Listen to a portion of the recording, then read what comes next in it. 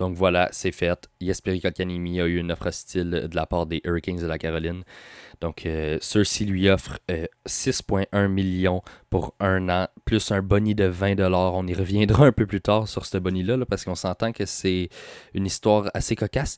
Jesperi Kotkaniemi, très bon jeune joueur, là, on s'entend, 21 ans, troisième choix total en 2018 là, par les Canadiens.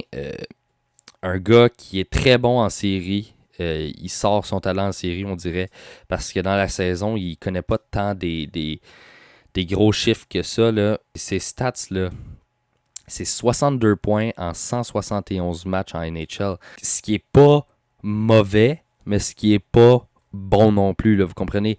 Dans la dernière saison, là, c'est 20 points en 56 matchs, là, ce qui est pas suffisant pour un troisième choix au total, on s'entend. Puis on s'entend que ce gars-là vaut pas le montant que la Caroline lui donne, le fameux 6,1 millions. Mais écoutez, je pense que c'est vraiment juste une revanche. Puis ils savent très bien que Kotkaniemi a peut-être beaucoup plus de chances de se développer en Caroline avec les Sebastian Aho, Vincent Trocheck. T'sais, leur roster est vraiment complet, là.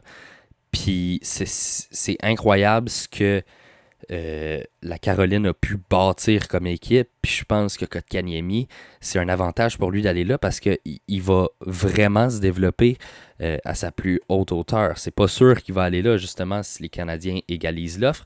Mais pour vrai, il y a de fortes chances parce que si on regarde ça, le Canadien dépasse le cap salarial de 2 millions s'il égalise l'offre des Hurricanes la saison prochaine. Ce qui n'est pas un avantage, parce que là, il faut que tu fasses une transaction pour te débarrasser de 2 millions, ce qui n'est pas fait, justement. Puis, tu sais, la compensation contre Kotkaniemi, si on regarde ses saisons puis ses stats, c'est une très bonne compensation. Là. On s'entend un choix de 3 et un choix de first euh, des Hurricanes. Mais écoutez, on sent un peu que c'est une revanche là, de la part des Hurricanes. Là, si on voit tous leurs tweets là, qu'ils ont postés sur justement Twitter, puis c'est comme.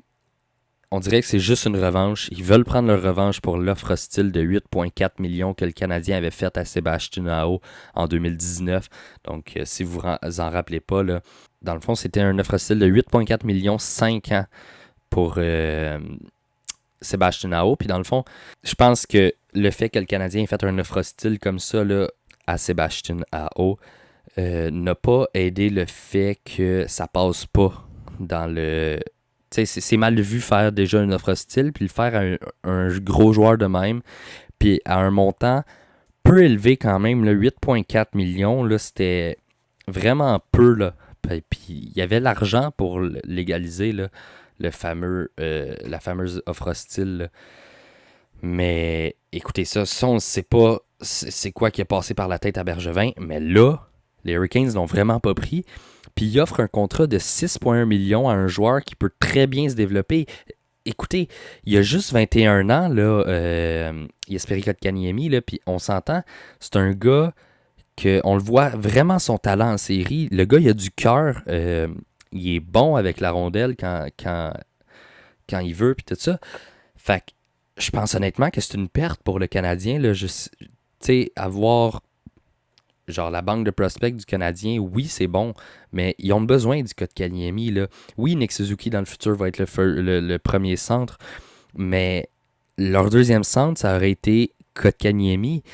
Mais là, tu le perds. Fait que c'est qui ton deuxième centre, là? Vous allez me dire peut-être Payling dans le futur, on ne sait pas.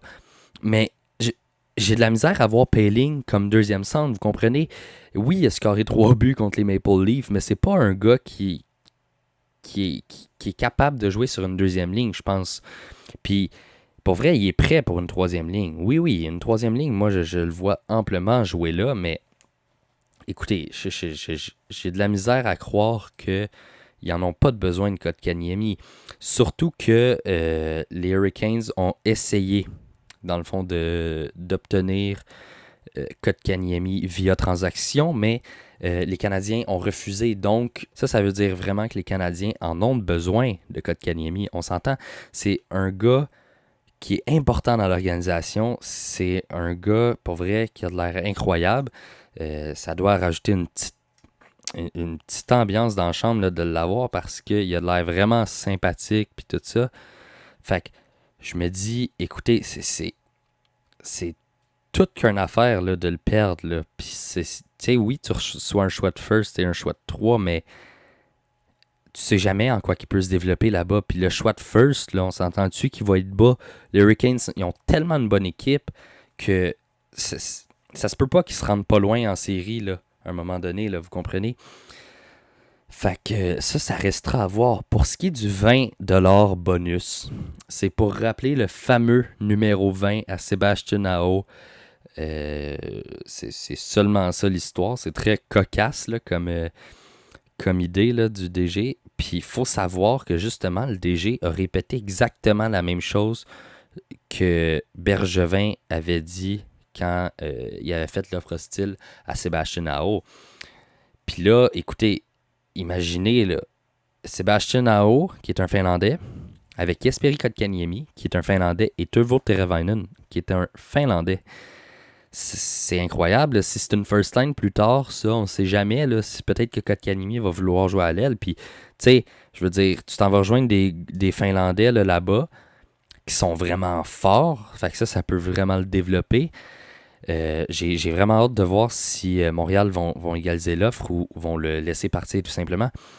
Fait que ça va être quelque chose d'intéressant à voir. Fait que voilà, je pense que c'est la fin de cette vidéo. C'était Dan du trio analyste là, qui révisait un peu l'actualité du jour. Là, on s'entend, c'est quand même un gros move de la part des Hurricanes. Fait que merci d'avoir regardé, like, subscribe, puis tous nos réseaux sociaux sont dans la description. N'oubliez pas, le Mangeur de Puck podcast recommence avec Steve Surprenant comme invité dans le fond le 10 septembre.